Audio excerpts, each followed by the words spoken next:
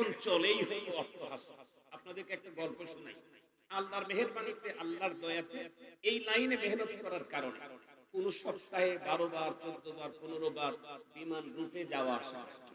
তো একদিন ঢাকা থেকে কক্সবাজারে যাব, বিমানে উঠছি। ওই একসঙ্গে একটা গ্রুপ ঢুকলো। জানতে পারলাম তারা ইউনিভার্সিটির প্রফেসর, সবাই নারী এবং পুরুষ। বিমানে ওঠার পরে এই যে হাসাহাসি শুরু করলো, আমি চুপ চুপ করে এখানে শুনতেছিলাম যে কাদের সাউন্ডটা জোরে হয়। তো দেখি আলহামদুলিল্লাহ আমার ভাইদের চাইতে বন্ধের আওয়াজটা একটু আলহামদুলিল্লাহ জোরেই আছে। এত হাসাহাসি করতেছে বিমানের কেবিনের ভিতরে যে অবস্থা একেবারে বেগতিক, অসহ্য লাগছে। আমি যদি কিছু বলি আমি তো মোল্লা, আমি বললে আবার মৌলবাদী হয়ে যায়, না হয় না হয় সন্ত্রাসী। তা যদি না হয় তাহলে বলবে মোল্লার কোনো আনসোশাল, কোনো কিছুই বোঝে না। আমরা একটু আনন্দ করবো সেটাও চিন্তা করলাম। আমি কোনোটার সিল লাগাইতে চাইতেছি না। প্রয়োজনে আল্লাহ আল্লাহ করতেছি আর বলতেছে আল্লাহ মোল্লা ছাড়াও তো তোমার বান্দা আছে। হঠাৎ করে এক লোক ওই রকমই প্যান্ট শার্ট পরা, ওদের হাসির কারণে এতটাই হাসি, শব্দ দূষণ বলে ফেললো ওই পিছনের দিকে তাকায়, আরে ভাই এই ফ্লাইটে আপনারা ছাড়া আরো অনেক প্যাসেঞ্জার আছে, আপনারা যদি এতই মজা করবেন তাহলে একটা ফ্লাইট আপনারা রিজার্ভ নিতেন, আমাদের কষ্ট হতো না। আমাদেরকে দেখে আপনি এত জোরে জোরে আওয়াজ দেন কেন? বলতেছিলাম এদেশের মুসলিম নারীরাও আজকে হাসি দেওয়াই জানে না, অথচ শরীয়ত মাসআলা দিয়েছে নারী ইশার সালাতে কোরআন পড়বে, ফজরের সালাতে কোরআন পড়বে, এটা মাগরিবের নামাজে কোরআন পড়বে, উচ্চ আওয়াজে নারী চলবে। কথা বলেন না কেন? নারীর আওয়াজ এটাও সতত ইসলাম ভাষার জন্য নীতিমালা দিয়েছে। শুধু তাই নয়, একজন মানুষের উপরে যদি হিমালয়ের মতো পাহাড় চেপে বসে, সেই লোকটা বন্ধুরা আমার দুঃখের কারণে কান্না করতে পারবে, শরীয়ত তাকে অনুমতি দিয়েছে, কিন্তু সব ধরনের কান্না করার অনুমতি নাই। চোখের থেকে পানি পড়বে, সমস্যা নাই বন্ধুরা আমার, ছোট্ট ছোট্ট আওয়াজ করবে, নিজের বেদনা প্রকাশ করবে, অসুবিধা নাই। কিন্তু যদি বিলাপ করতে থাকে বন্ধুরা আমার, বিলাপ করার কোনো অনুমতি শরীয়তের মধ্যে নাই। কি বুঝলাম? মুসলিম ইসলাম আমাকে হাসি করতে গেলে বিধান দিয়েছে, সিস্টেম দিয়েছে, কান্না করতে গেলে ইসলাম আমাকে সিস্টেম দিয়েছে। শুধুমাত্র তাই না, আমি জমিনের উপরে যে হাঁটতেছি চলতেছি, জমিনের উপরে হাঁটা চলার জন্য কোরআন আমাকে বিধান দিয়েছে। আল্লাহর কোরআনে আল্লাহ বলেন ওয়ালা তামশি ফিল আরদি মারহা ইন্নাকা লান তাখরিকাল আরদা ওয়া লান তাবলুগাল জিবালা তুলা।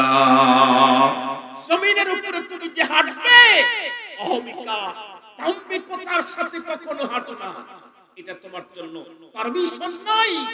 জমিনের উপরে হাঁটতে হবে তোমাকে বিনয়ের সাথে এবং চোখকে নিম্নগামী করে তোমাকে চলতে হবে। কোরআনে হাকিম স্পষ্ট নীতিমালা দিয়েছেন। রব্বুল আলামিন কোরআনের আরেক জায়গায় বলেন ওয়া ইবাদুর রাহমানিল্লাযীনা ইয়ামশুনা আলাল আরদি হাওনা ওয়া ইযা খাতাবাহুমুল জাহিলুনা ক্বালু সালামা। যে ওমর ইবনে খাত্তাব রাদিয়াল্লাহু তাআলা আনহুকে যে তোমাদের কিতাবে এমনই একটা আয়াতে কারিমা নাযিল হয়েছে, এই আয়াতটা যদি আমাদের ধর্মীয় গ্রন্থে নাযিল হতো, এই ঘোষণাটা যদি আমাদের কিতাবে আসতো, তাহলে এই আয়াত নাযিল হওয়ার দিনটাকে আমরা ঈদের দিন বানিয়ে ফেলতাম। ইয়াহুদি বলতেছে, ইয়াহুদি যে আয়াতে কারিমা তেলাওয়াত করেছি, এই আয়াতে কারিমার মাকাম, এর মর্যাদা, এর দাম কি পরিমাণে একজন ইহুদি পর্যন্ত ওমর ইবনুল খাত্তাব রাদিয়াল্লাহু তাআলা আনহুর কাছে এসে এই কথা বলছেন।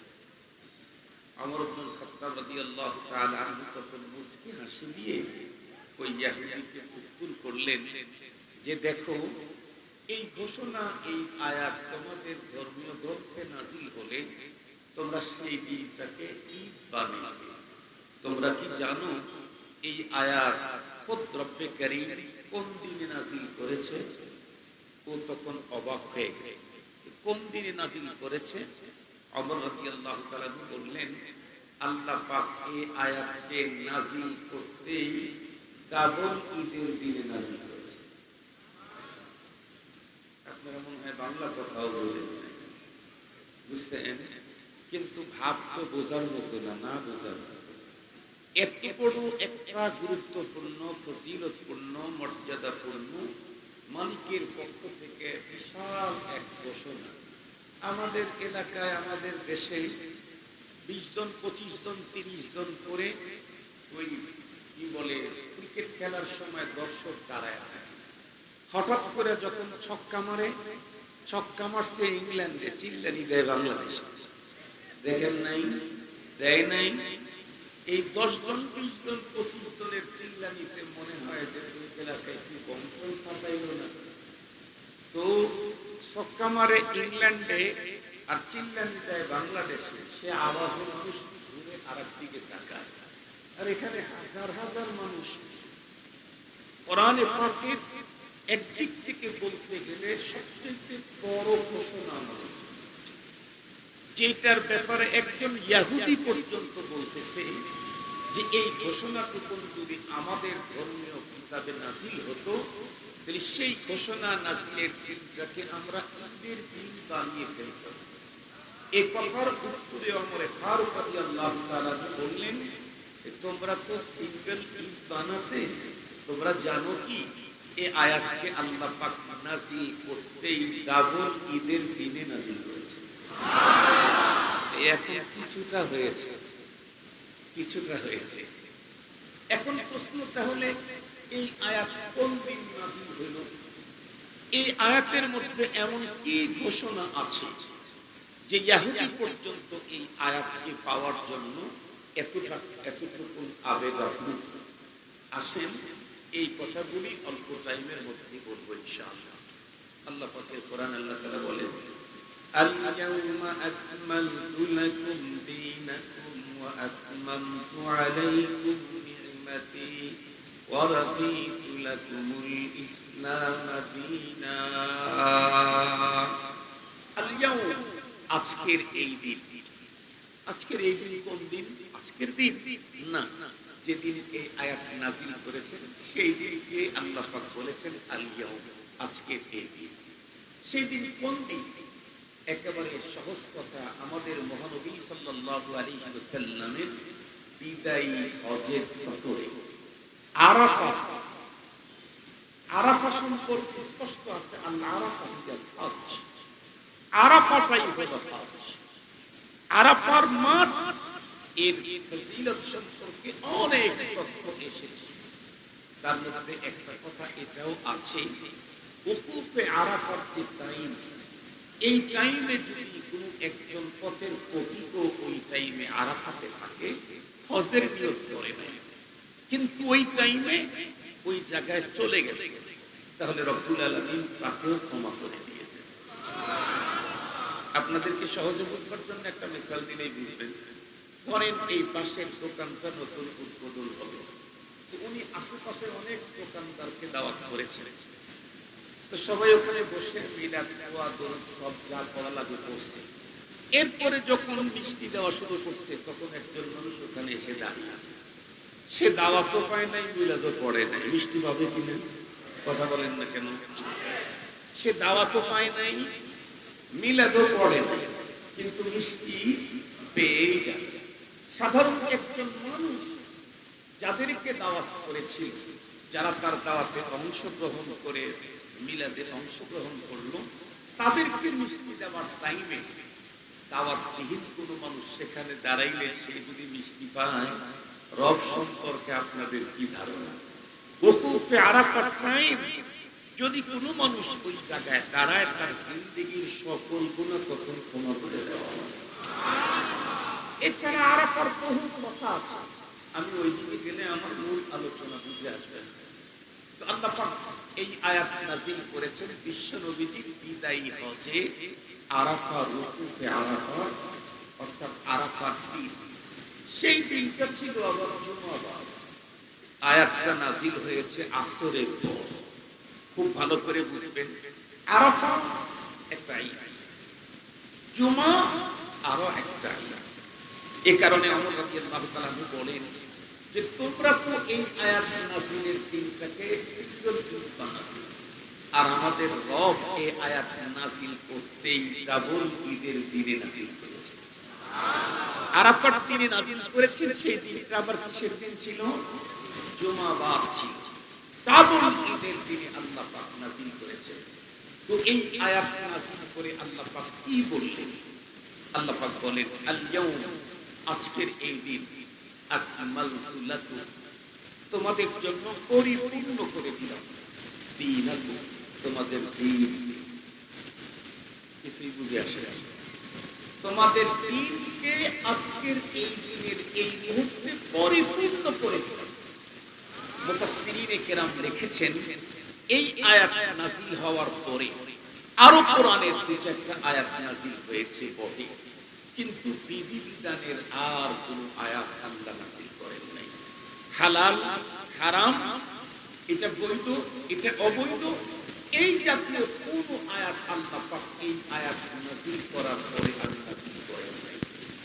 দুই এক দুই চারটা আয়াত এর পরেও নাযিল হয়েছে, বাট সেগুলি বিধিবিধানের আয়াত। এরপর আল্লাহ কি বলেন?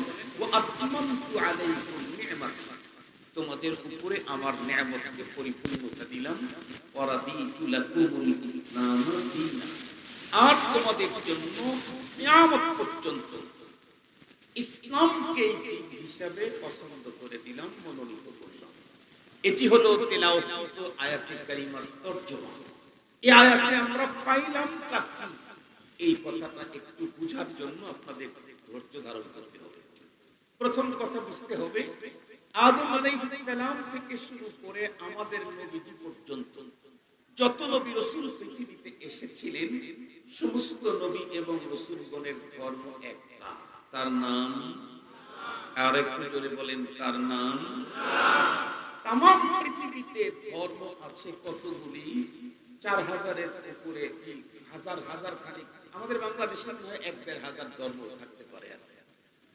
হাজার হাজার ধর্ম পৃথিবীতে আছে, কেউ এটা কেউ ওইটা কেউ ওটা, কিন্তু রব্বুল আলামিনের কাছে ধর্ম কয়টা?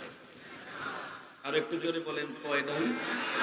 আমাদের দেশে বড় বড় ধর্ম বলতে যেগুলা বুঝি, তার মধ্যে বেশি লোক যেগুলা, সেগুলো আমরা বড় বুঝতে একটা বড়।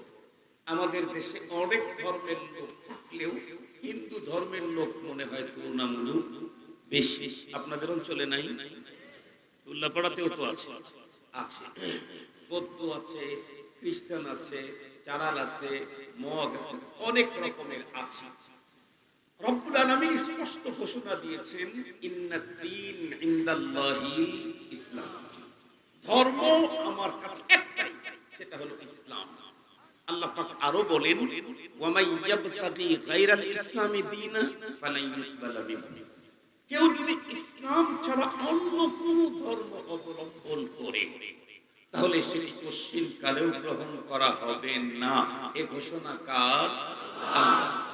এখন যদি আমার দেশের কোন সুশীল, কোন সাধু, আমার দেশের যদি কোন বিজ্ঞ বিচক্ষণ কবি, সাহিত্যিক, কোন দার্শনিক, কোন পণ্ডিত যদি বলে যে আসল ধর্ম হলো অমুক ধর্ম, আসল ধর্ম হলো অমুক ধর্ম, ইসলাম বলতে না, এই এই এই এই জিনিসগুলাই হলো মূল ধর্ম, বলুন তো দেখি সেই পণ্ডিতের বক্তব্য আল্লাহর বক্তব্যের সাথে মিলে গেল না বিপরীত?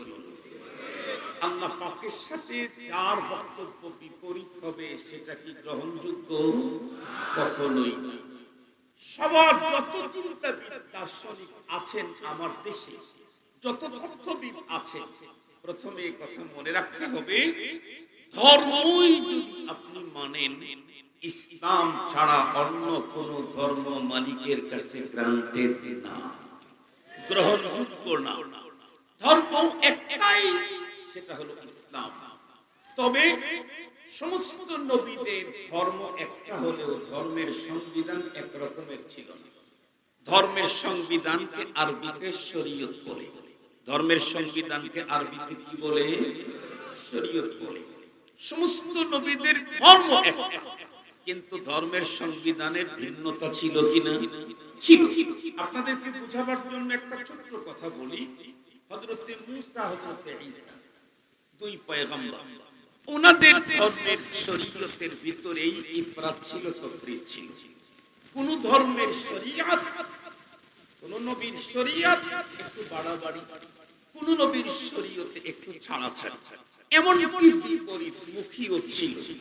যেমন এক নবীর শরীয়তের আইন ছিল, কারো কাপড়ে যদি নাপাক লেগে যায় তাহলে কিয়ামত পর্যন্ত ধুইলে এটা পাক হবে না। কি করতে হবে? ওই অংশটুকুন কেটে ফেলে দিলে।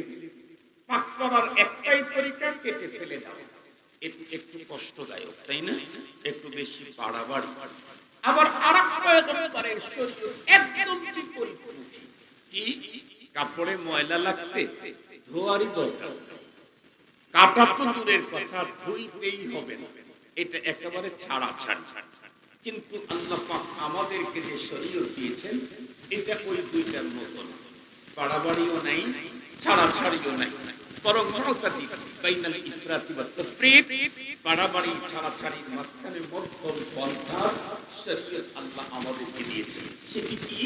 তোমার কাপড়ে যদি নাপাক লেগে যায় এটা নিয়েও ইবাদত চলবে না, আবার কেটেও ফেলে দিতে হবে না। কি করবা? এটাকে পরিষ্কার না পবিত্র করলেই হবে। পরিষ্কার এক জিনিস, পবিত্রতা আর এক জিনিস। আমাদের দেশের ম্যাক্সিমাম জায়গায় নবীজির এক হাদিসের তরজমা লেখা থাকে গলত ভুল। নবীজি বলছেন আত-তুহুর শাতরুল ঈমান, পবিত্রতা ঈমানের অঙ্গ। কিন্তু আমাদের দেশে ম্যাক্সিমাম জায়গায় লেখা থাকে পরিষ্কার পরিচ্ছন্নতা ঈমানের অঙ্গ। নো, এটা ভুল কথা, মিথ্যা কথা, গলত কথা, অশুদ্ধ কথা। আমার কাপড় পবিত্র হওয়া এক জিনিস, পরিষ্কার হওয়া আর এক জিনিস। একটা কাপড় পরিষ্কার হলেও অপবিত্র হতে পারে, আর একটা কাপড় অপরিষ্কার হলেও পবিত্র হতে পারে। ইসলামে দুইটাই চায়। ইসলাম আমার দেহ এবং কাপড়কে পবিত্র রাখতে চায়, পরিষ্কারও রাখতে চায়, কিন্তু কন্ডিশন দিয়েছেন কি? আমার দেহ এবং কাপড় এটা পবিত্র রাখতে হবে, কোনো কোনো ক্ষেত্রে এটা ফরজ।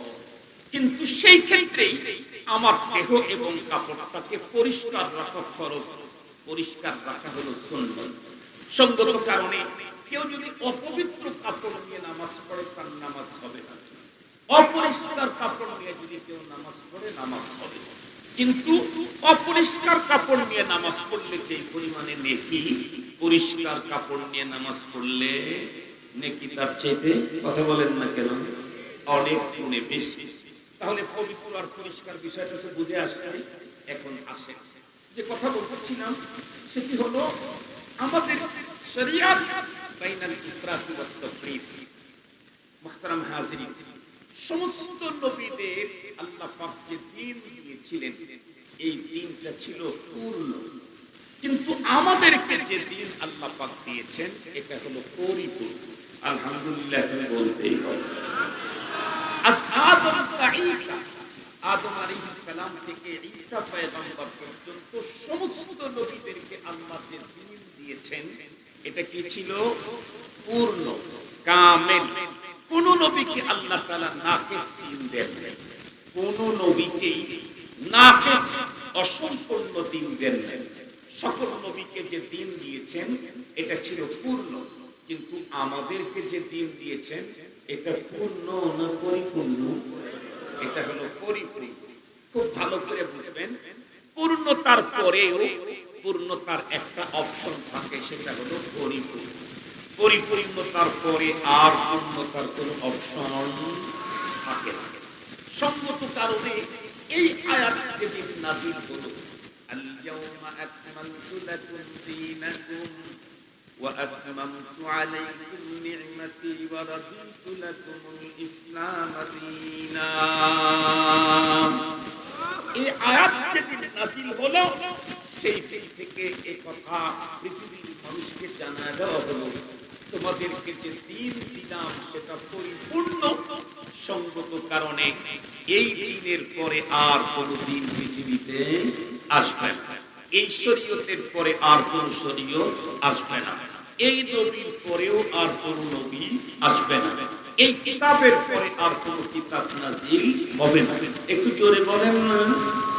তাহলে এই দ্বীনের পরে আর দ্বীন আসবে না, এই ইসলামের পরে আর কোন ইসলাম, এই শরীয়তের পরে আর কোন শরীয়ত, এই নবীর পরে আর কোন নবী, এই কিতাবের পরে আর কোন কিতাব আসবে না। এই কারণে তামাম পৃথিবীর সমস্ত উলামায়ে কেরামের ঐক্যমতের ফতোয়া হলো মুহাম্মদুর রাসূলুল্লাহ সাল্লাল্লাহু আলাইহি ওয়াসাল্লাম দুনিয়া থেকে চলে যাওয়ার পরে পাঞ্জাবের গোলাম আহমদ কাদিয়ানী নবুয়তের যে দাবি করেছে সে কাফের, কাফের কাদিয়ানী কাফের। এটা তো ওই সময় নাযিল হয়েছে নবীজির জীবদ্দশায় সিলগালা করে দেওয়া হয়েছে। আল ইয়াউমা আকমালতু লাকুম, আজকে সিলগালা করে দিলেন দীনাকুম, তোমাদের দ্বীনকে পরিপূর্ণতার সিল লাগায় দিলেন। এরপরে আর পৃথিবীতে কোন নতুন দ্বীন, নতুন শরীয়ত, নতুন ইসলাম, নতুন কিতাব, নতুন নবী আর একটু জোরে বলেন। এই জন্য আমাদের স্লোগান কাফের, কাফের কাদিয়ানী কাফের। মনে থাকবে তো? আপনাদের মনে থাকবে তো? এই স্লোগান কাফের, কাফের কাদিয়ানী কাফের। যদি আপনাদের অঞ্চলের কোন এক জায়গায় এই জাতীয় গ্রুপের কেউ থাকে, নিশ্চিত করে রাখবেন সে কিন্তু মুসলিম না, সে কাফের। তার সাথে আত্মীয়তার সম্পর্ক জায়েজ নাই, সে কাফের, এই স্পষ্ট কাফের, কাফের, কাফের কাদিয়ানী কাফের। মুহতারাম হাজিরিন, আমি সেদিকে যেতে চাই না। তাহলে আমরা তো মহানবীজির বিদায়ী হজের এই মুহূর্তে রব্বে কারীমের যে মহান ঘোষণা আমাদের জন্য দিলেন সেটা হলো আল ইয়াউমা আকমালতু লাকুম। সমস্ত নবীদের দ্বীন হলো কামেল আর আমাদের দ্বীন হলো আকমাল। বলেন কি? কামেল মানে পূর্ণ, আকমাল মানে পরিপূর্ণ। সঙ্গত কারণে পৃথিবীর কোন মানুষ যদি বলে আমি লা ইলাহা ইল্লাল্লাহ কালিমা বলা, আমি আশহাদু আল্লা ইলাহা ইল্লাল্লাহ স্লোগান বলা, আমি আমানতু বিল্লাহ স্লোগান বলা, আমি মুমিন, আমি মুসলিম, তাহলে তার জন্য একেবারে পরিবার থেকে শুরু করে, সমাজ থেকে শুরু করে, রাষ্ট্র থেকে শুরু করে, আন্তর্জাতিক জীবন থেকে শুরু করে, রান্নাঘর থেকে শুরু করে একেবারে অ্যাসেম্বলি পর্যন্ত সব জায়গাতে ইসলাম ছাড়া আর কারো দাদা বাবুর তন্ত্র মন্ত্র চলতে পারে না। কারণ আপনি বলেছেন আমি মুমিন, আর আল্লাহ বলেন মুমিনের জন্য আমি যে দিনটা দিলাম এটা পরিপূর্ণ, এখানে কোনো কিছু ঢুকাবার সুযোগ নেই, প্রয়োজনও নেই, প্রয়োজন নেই। কেন?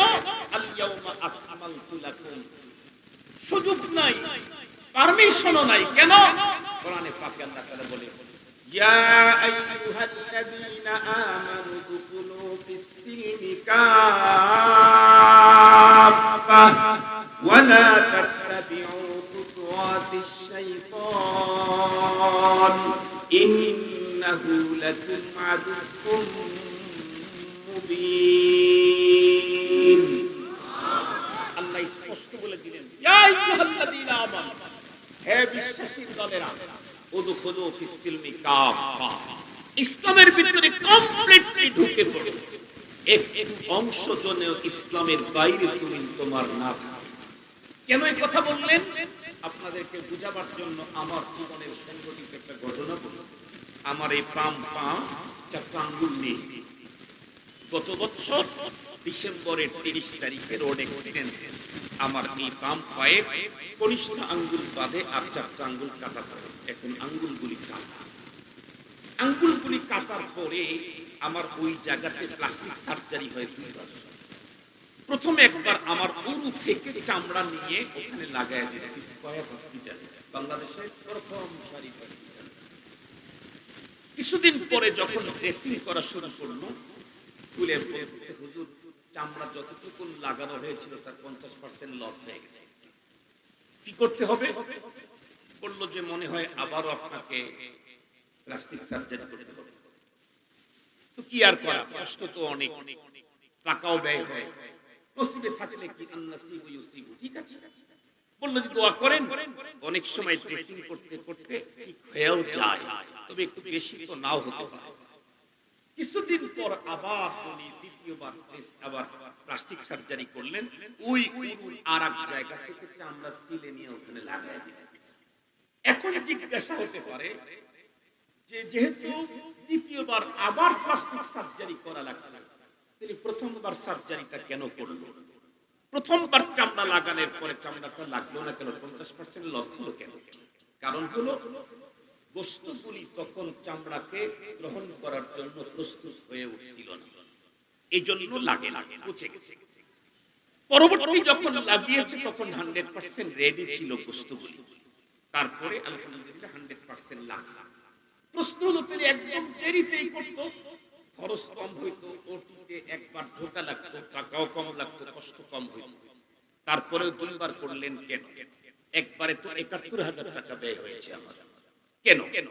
কারণ হলো আল্লাহ পাক সিস্টেম করে দিয়েছে, মানব দেহের গোশত হোক আর হাড়টি হোক, এটা অতক্ষণ নিরাপদ যতক্ষণ পর্যন্ত চামড়ার বেষ্টনীর ভিতরে থাকে। আপনার দেহের গোশত হোক আর হাড়টি হোক, যতক্ষণ পর্যন্ত চামড়ার ভিতরে থাকবে ততক্ষণ নিরাপদ। যেই অংশটুকু গোশতর হোক আর হাড়টির অংশই হোক, যদি ওখান থেকে চামড়া চলে যায় তাহলে এটা একটা সিরিয়াস ঝুঁকিপূর্ণ থাকে, অনিরাপদ। ওইখানে কোনো এই কি বলে জীবাণু আক্রমণ করতে পারে, সেপ্টি ধরতে পারে, ক্যান্সার হতে পারে। একটা পর্যায়ে ওখান থেকে কাটতে কাটতে পার উরু পর্যন্ত আশা লাগতে পারে, এবং একটা পর্যায়ে কাটতে কাটতে অনেক মানুষের জীবনও চলে গেছে। ঠিক বললাম না? ঠিক বললাম। এই জন্য খুব দ্রুত মানব দেহের যে কোনো অংশ চামড়াহীন হলে ডাক্তার খুব দ্রুত চামড়া দিয়ে ঢেকে দিতে চায়। চামড়া দিয়ে ঢেকে দেওয়াটাই সর্বোচ্চ সেফটি। মনে রাখবেন, একটু পায়ের একটা কনিষ্ঠ আঙ্গুলি মাত্র কেটেছিল একজনের, উনি এটা চামড়া দিয়ে ঢাকতেছেন না, সমস্যা। ওইখান থেকে সেফটি লাগে, কাটতে কাটতে উরু পর্যন্ত একটা পর্যায়ে কবরে চলে গেলেন। মুহতারাম হাজিরিন, চামড়ার বাইরে থাকলে যেমন একজন মানুষের শরীরের গোশত আর হাড়টি শুধু অনিরাপদ না, তার জীবনটাও অনিরাপদ। ইসলামের একটু বাইরে থাকলে শুধু ইসলাম অনিরাপদ না, ওই মানুষটার ঈমানও অনিরাপদ। ওই মানুষটার ঈমানও, কথা বলেন, অনিরাপদ। আমার দেশে নাস্তিক নাই, কথা বলেন না কেন? আমার দেশে তো নাস্তিক নাই, সংখ্যা দিন দিন কমতেছে। আর একটু জোরে বলেন, নাস্তিক কি আমেরিকায় জন্ম নেয়? নাস্তিককে মুসলমানের ঘরে জন্ম নেওয়ার পরে যে ইসলাম ছেড়ে দিয়েছে সে মুরতাদ। এই জাতীয় নাস্তিক মুরতাদ আমাদের দেশে দিন যত বাড়তেছে করতেছে ততই হচ্ছে। মুহতারাম হাজিরিন, মুরতাদদের সংখ্যা বাড়ছে, নাস্তিকদের সংখ্যা বাড়ছে। অথচ গভীরভাবে দেখেন, ও মোল্লাবাড়ির ছেলে, মোল্লাবাড়ির ছেলেটাও এখন কোরআন বিরোধী বক্তব্য দেয়। মোল্লাবাড়ির ছেলেটাও এখন মোল্লাদেরকে দেখতে পারে না। মোল্লাবাড়ির ছেলেটাও এখন দাড়ির বিপক্ষে কথা বলে। মোল্লাবাড়ির ছেলেটাও এখন ইসলামী সভ্যতা সংস্কৃতির বিরুদ্ধে কথা বলে। কেন? কারণ মোল্লাবাড়ির ছেলে হলে কি হবে? প্রথমে প্রথমে হয়তো কালিমা পড়েছিল, ইসলামের ভিতরে পুরাপুরি ঢোকে নাই। মসজিদ যখন যায় তখন মুসলিম, মসজিদ থেকে বের হয়ে বাজারে গেলে তখন আর ইসলাম থাকে না। আমাদের অবস্থা হলো এরকম। আমরা যখন রমজান মাসে রোজা করি তখন মুসলিম, কিন্তু যখন রোজা মার্কেট ঈদ মার্কেট করতে যাই তখন আর ইসলাম থাকে না। আমরা যখন কবরস্থানে যাই তখন মুসলিম, রাজনীতি যখন করতে যাই তখন আর ইসলাম থাকে না। বরং বাংলাদেশে কিছু শিক্ষিত মানুষের মাথার ভিতরে এক ভয়ঙ্কর পোকা ঢুকেছে। তারা কি বলে? মোল্লারা আবার রাজনীতি করবে কেন? আল্লাহর জমিনে যদি সত্যিকার অর্থে রাজনীতি করার অধিকার কারো থাকে তাহলে মোল্লাদের এক নাম্বার আছে। জমিন কার? আসমান কার? মোল্লা কার দালালি করে? আল্লাহর জমিনে তো যদি রাজনীতি করতে চায় এক নাম্বারের অধিকার মোল্লা। আমার দেশের মানুষের ভাবনা কি, চিন্তা কি? হুজুররা কে রাজনীতি করে? হুজুররা করব না কে করবে? 52 বছর পর্যন্ত বাংলাদেশে অন্যদের হাতে দিয়েছিলেন। কি মজা পাইছেন? এক স্বাধীনতার গন্ধ ফুরাতে ফুরাতে আরেক স্বাধীনতার জন্য জীবন দিতে হয়েছে। আবারও যদি ওই দিকে যায় 50 বছর দূর করা লাগবে না, তার আগে তৃতীয় স্বাধীনতার প্রয়োজন হবে। হুজুর রাজনীতি করলে মসজিদে থাকতে পারবে না, হুজুর রাজনীতি করলে মাদ্রাসায় থাকতে পারবে না। এটা হলো আমাদের দেশের জ্ঞান পাপী আছে তাদের তৈরি করা এক ভ্রান্ত দর্শন, যেটা আমাদের মাথার উপরে চাপায় দেওয়া হয়েছে। আমি সেদিকে যেতে চাই না। আপনারা মনে মনে ভাবতেছেন আমাদের বাসে কি তাইলে রাজনীতি করে? আমার রাজনৈতিক বাংলাদেশে আমার রাজনৈতিক কোনো পরিচয় নেই, কোনো পরিচয় নেই। আমি দেশের রাজনীতির কোন দলের সদস্য, আমি সাধারণ কর্মীও না। তবে এদেশে যত ইসলামী দল আছে হক্কানি, সবগুলাকে আমি মনে প্রাণে মহব্বত করি। যে যখন আসবে আমার টোটাল শক্তি ব্যয় করে তাকে সাহায্য করব। এটা হলো আমার কি, আমি সেদিকে যেতে চাই না। আমি বলতেছিলাম যে কথা, ইসলাম কমপ্লিট দ্বীন, কমপ্লিট। এর ভিতরে বাইরের কোন দর্শন, সভ্যতা, সংস্কৃতি ধার করে নিয়ে আসার প্রয়োজনও নেই, পারমিশনও নেই। কথা বলেন, প্রয়োজনও নাই, পারমিশনও নাই। কেন প্রয়োজন নাই? কারণ আকমালতু লাকুম দীনাকুম, আমাদের কমপ্লিট দ্বীন দেওয়া হয়েছে, বাইরে টানা দরকার নাই। পারমিশন কেন নাই? উদখুলু ফিস সিলমি কাফা, রব স্পষ্ট বলে দিয়েছেন টোটাল ইসলামের ভিতরে ঢোকো। কিছু ভিতরে সেফটি আক্রমণ করবে, ক্যান্সারে ধরবে। কথা কি বুঝাইতে পারছি আপনাদেরকে? ইসলাম যে কমপ্লিট কোড অফ লাইফ, এই কথাটা আপনাদেরকে বুঝাবার জন্য মাত্র 3টা মাসআলা বললাম, 3টা কথা বললাম। এই 3 কথা থেকে আপনারা বুঝবেন যে ইসলাম আমাদেরকে কেমন এক জীবন বিধান দিয়েছে। 1 নম্বর মাসআলা বলুন তো দেখি, এই পৃথিবীতে কি এমন কোন মানুষ পাওয়া যাবে যেই মানুষটা জন্ম নিল এবং সে মোটামুটি তার জ্ঞানও হলো, এতদিন পর্যন্ত বেঁচে ছিল, কিন্তু সে শুধুই সুখে ছিল, কোনোদিন দুঃখ হয় না? এরকম লোক কি পৃথিবীতে পাওয়া যাবে? এরকম লোক কি পাওয়া যাবে শুধুই দুঃখে ছিল, জীবনে কোনোদিন সুখ পায় না? এরকম লোক কি পাওয়া যাবে? পাওয়া যাবে। যতই দুঃখ থাক, বেদনা থাক, কোনো না কোনো দিন তাকে সুখ ও তার আনন্দ তাকে পেয়েছে। আর যতই আনন্দ করুক, ভাব দেখায়, কাম্বিকতা দেখায়, এরপরে তাদের একদিন দুঃখ হয়েছিল। আমার কথা বুঝতে যদি বেশি দেরি হয়, তাহলে আপনাদেরকে 1400 বছর পিছিয়ে নিয়ে যেতে চাই না, 2-2.5 মাস আগে নিয়ে যেতে চাই। বাংলাদেশে একটা মাসের তারিখ পৃথিবীর ইতিহাসকে ব্রেক করে সামনের দিকে আগায় গেছে, সেটা হলো জুলাই 36 তারিখ। চিনেন নাকি আপনারা জুলাই 36 তারিখ? গত এই যে জুলাই গেল, ঢাকা শহরের অনেক জায়গায় ওয়ালের মধ্যে দেখবেন ওয়াল রাইটিং এ লেখা আছে 36শে জুলাই, 36শে জুলাই, 36শে জুলাই। তার মানে দুনিয়াতে জীবনে কোনোদিন জুলাই মাস যত আগাইতে পারে নাই, বাংলাদেশে এবার তা আগায় গেছে 36শে জুলাই। 36শে জুলাইয়ের আগের দিন পর্যন্ত আমাদের বাংলাদেশে যাদের ভাব ছিল, দাম্ভিকতা ছিল, সভ্য ছিল, অহমিকা ছিল, যাদের আনন্দ ছিল, আরাম ছিল, আয় ছিল, 36শে জুলাইয়ের পরে তাদের এখনো আরাম, একটু জোরে বলেন, এখনো আনন্দ আছে। কি হয়েছে? আমরা করি নাই, আমরা করি নাই। যার সাথে বেয়াদবি করা হয়েছে উনি করে ফেলেছে। কি হয়েছে? আমাদের বাংলাদেশের একজন বড় বিচারপতি 116 জন হুজুরের নামের তালিকা করেছে। ওর মধ্যে আপনাদের সিরাজগঞ্জের আব্দুল বাসেত খানের সিরিয়াল নাম্বার 37 নম্বর সিরিয়ালে দিয়ে আমাদের নামের তালিকা করে দুদকের কাছে দিবে। আমাদের সম্পদ, আয়, অমক তমক, এই সেই। কি দম্ভ দেশে দেখাইতো, সে টকশোতেও কখনো কখনো উপস্থাপিকাকে মারার জন্য তেড়ে গেছে। এটা সারা দুনিয়া দেখেছে। যাকে তাকে সে নানান রকমের কথা বলতো। আমরা কি দেখলাম? মাত্র কয়েকদিনের ব্যবধানে 36শে জুলাইয়ের পরে 15 তালার সুন্দর বাসা ছেড়ে দিয়ে পালাই দিয়ে কলা গাছের পাতার উপরে শুয়েও শেষ পর্যন্ত রক্ষা হয় নাই, পরে নিচের প্যাকেটই হারিয়ে গেছে।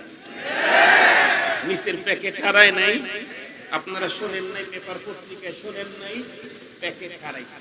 কত গল্প ছিল, কত অহমিকা ছিল, কত পার ছিল, কত সুখ ছিল, কত আনন্দ ছিল। এখনো কি আনন্দ আছে? নাই। তার অর্থ হলো মানুষ সে যত বড়ই হোক, যতই সুখ তার হোক, সারা জীবন সুখ থাকে না, কখনো দুঃখ আসে।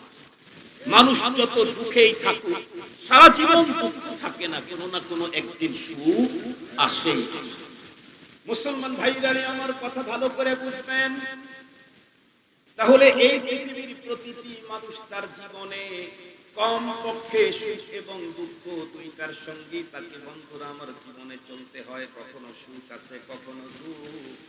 একজন মানুষের অন্তরে যদি বন্ধুরা আমার জীবনে যদি সুখ আসে, আনন্দ আসে, তাহলে সুখ আর আনন্দের কারণে একজন মানুষ হাসবে, এটাই স্বাভাবিক। আর একজন মানুষের জীবনে যদি দুঃখ আসে, তাহলে দুঃখ আর বেদনার কারণে আল্লাহর বান্দা বান্দি বন্ধুরা আমার কান্না করবে, এটাই স্বাভাবিক। কিন্তু মনে রাখবেন, একজন মুসলমান সে যদি কান্না করতে যায়, ইসলাম তাকেও বন্ধুরা আমার ফর্মুলা দিয়েছেন। কান্না করতে চাইলে এই পদ্ধতিতে কান্না করতে হবে। তুমি একজন মুসলিম, যেমন তেমন কান্না করার অর্ডার তোমার নাই, অনুমতি তোমার নাই। একজন মুসলমানের জীবনে যতই আনন্দ আসুক, সে আনন্দ প্রকাশ করতে গেলে হাসবে, কিন্তু শরীয়ত তাকে হাসার জন্য বন্ধুরা আমার পদ্ধতি বলে দিয়েছে। একজন মুসলমানের জীবনে আনন্দ যদি আসমান ছোঁয়া হয়, হাসতে পারবে নিশ্চিত, কিন্তু হাসার জন্য শরীয়ত তাকে লিমিটেড দিয়েছেন, পদ্ধতি দিয়েছেন। ওই পদ্ধতির বাইরে মুসলমানের হাসার অনুমতি নাই। আমাদের দিন কি পরিমাণে উন্নত! হাসতে গেলেও ইসলাম আমাকে সিস্টেম দিয়েছে, কান্না করতে গেলেও ইসলাম আমাকে সিস্টেম দিয়েছে। হাসতে গেলে কি সিস্টেম দিয়েছে? আপনারা তাফসীরের কিতাব খুলে দেখেন, পৃথিবীতে মানুষ যে হাসাহাসি করে, এটা তিন প্রকার। কয় প্রকার?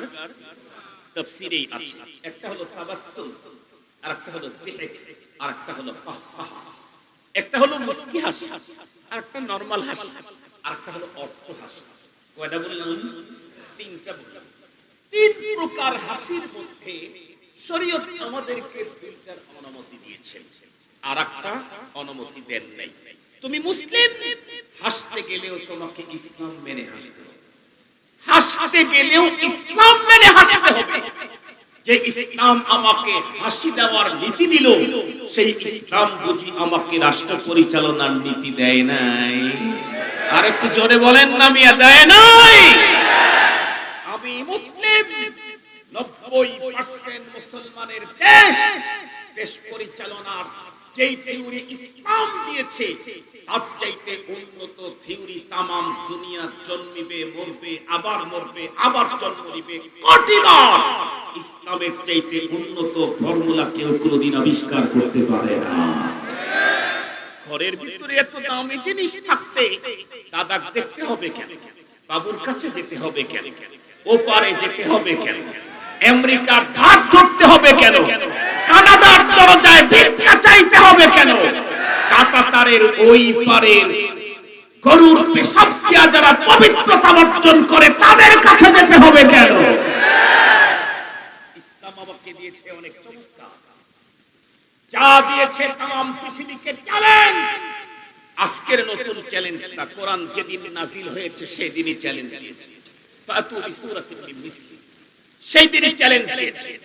কোরআন ওয়ালারাও আজকের পৃথিবীর বড় বড় বিদ্বানদেরকে চ্যালেঞ্জ দিয়েছে। আমি একটা ছোট্ট গল্প আপনাদেরকে শোনাই।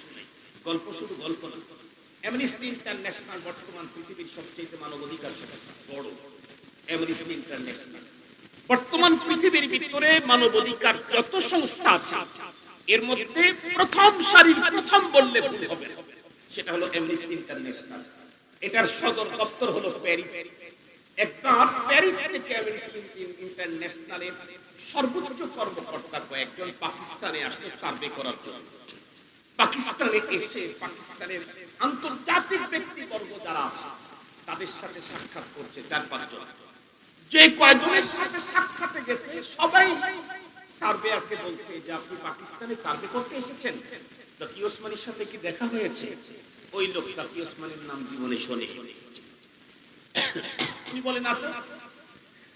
4-5 জন যখন শুরু তাকি ওসমানীর নাম বলছে, অ্যামনেস্টি ইন্টারন্যাশনালের ওই নেতার তখন মাথা খুলছে, কি রে তাহলে পাকিস্তানের এই লোকটা কোন? মানে আমরা যাদের নাম প্যারিস থেকে নিয়ে আসলাম সবাই ওই লোকের নাম বলে, এবং কি বলে টোটাল পাকিস্তানের সব মানুষের কাছ থেকে যদি রিপোর্ট গ্রহণ করেন আর তাকি ওসমানীর রিপোর্ট যদি গ্রহণ না করেন, পাকিস্তানের এই সার্বিয়ারের 4 পয়সার দাম নাই। তখন তার অন্তরের ভিতরে আবেগ তৈরি হইল যে ওই লোকের কাছে যেতে হবে। এখন ওনার সাথে দেখা করার জন্য উনি সচেষ্ট হলেন।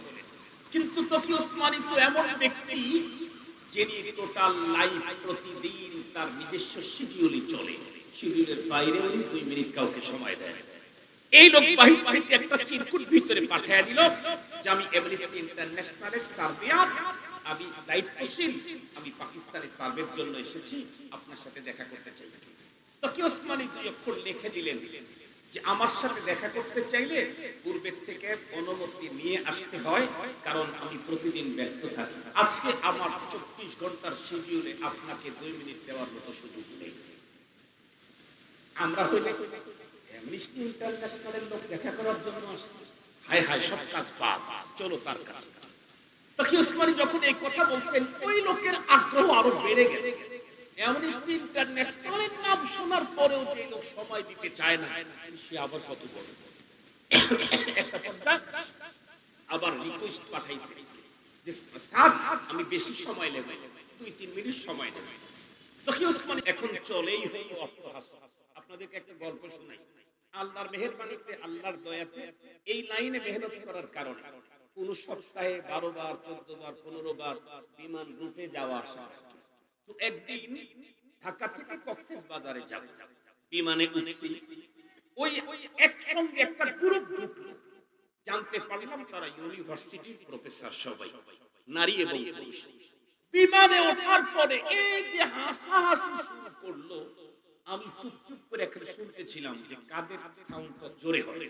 তো দেখি আলহামদুলিল্লাহ আমার ভাইদের চাইতে বন্ধের আওয়াজটা একটু আলহামদুলিল্লাহ জোরেই আছে।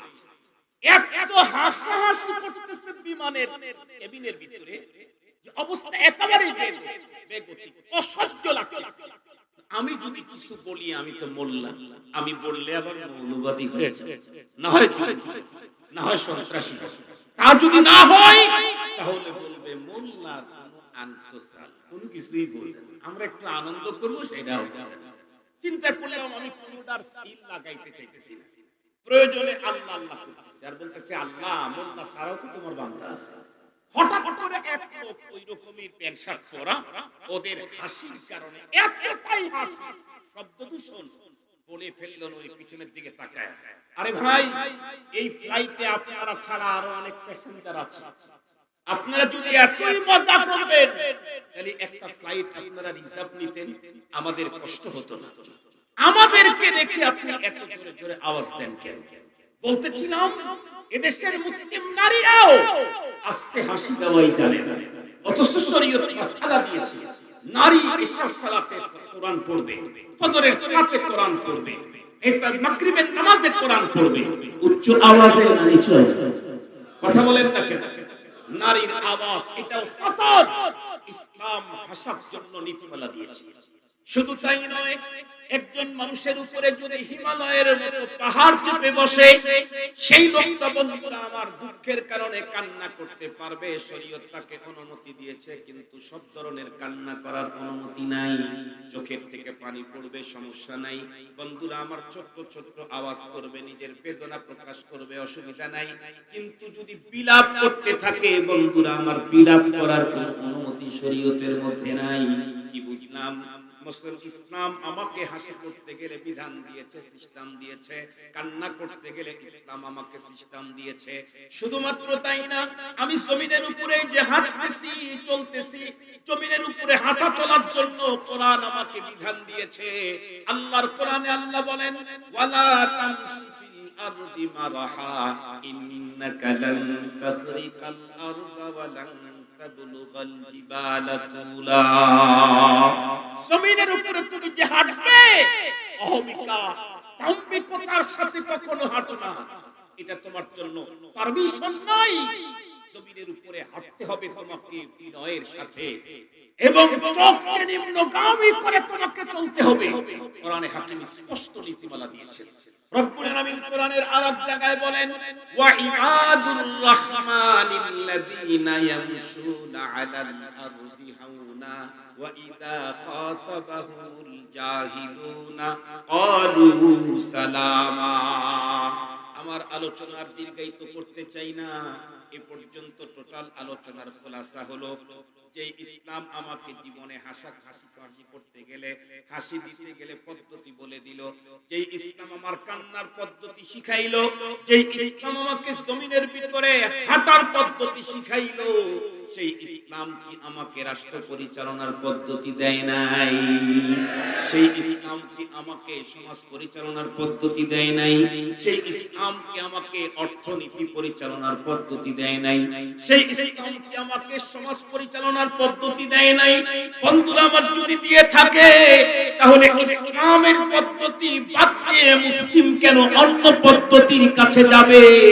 আল্লাহ পাক রব্বুল আলামিন তো কোরআনে হাকিমে স্পষ্ট বলে দিয়েছেন, ইয়া আইয়ুহাল্লাযীনা আমানু উদখুলু ফিস-সিলমি কাফা। ও ঈমানদার, তুমি কি নিজেকে মুমিন বলে দাবি করো? তাহলে ইসলামের যে ফর্মুলা দিলাম এর ভিতরে টোটালি তুমি ঢুকে পড়ো।